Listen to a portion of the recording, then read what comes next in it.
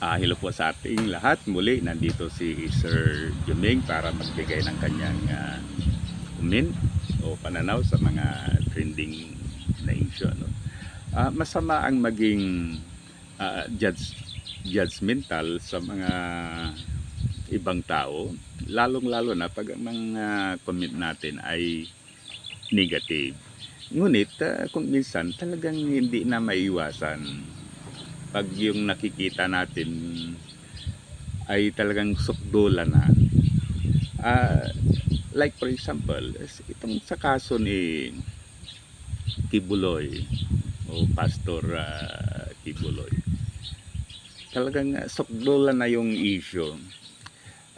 Grabe yung mga negative impact na naibibigay na sa atin bansa, hindi lang sa mga Pilipino kundi sa worldwide, ano, yung tao worldwide. Kasi wanted yan sa United States. Yung kanyang pagka-wanted sa United States ay hindi talaga gawa-gawa yan. It's official. May warning ang US government. Talagang yan ay publicize. So hindi natin masasabi na talagang sinisiraan siya. Okay, pagkatapos dito naman sa Pilipinas, so grabe naman, dami din na kaso. Yet parang pinagtatawanan lang niya ang ating Philippine government. Yung parang pag-i-snub, yung pag-disrespect sa yung instruction o yung sinasabi ng ating Senate ay kabastusan talaga yon, ano? Parang wala siyang pakialam. So ang ibig sabihin siguro sa kanyang pananaw, ang mga ito ay wala lang. Kasi sabi nga siya ay appointed son of God. Siya ang may-ari ng universe, siya ang may-ari ng kaluluwa ng bawat tao. So, yan, no? Okay. Kaya, the best way, sana, mag-appear siya. Kung wala siyang kasalanan, i-explain niya yung kanyang side na ganito, ganon, ano?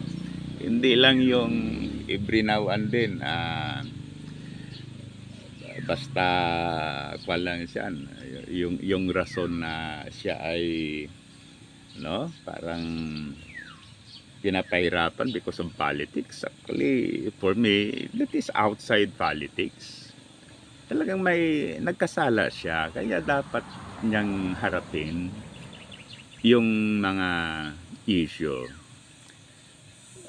Pag lang niyang kanyan, parang iba to sa kanyang mga lawyers, sa kaanib na senator, kaanib na political dynasty. Ang punto ko ay siyempre talagang ang grupo ni Kibuloy ay kaanib ang Duterte clan.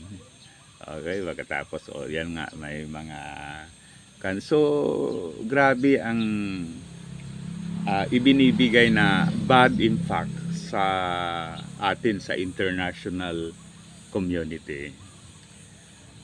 Sana kung itong mga lawmakers natin ay ang dinidiscuss na ay yung mga programs for economic development ng ating bansa, that is well and good.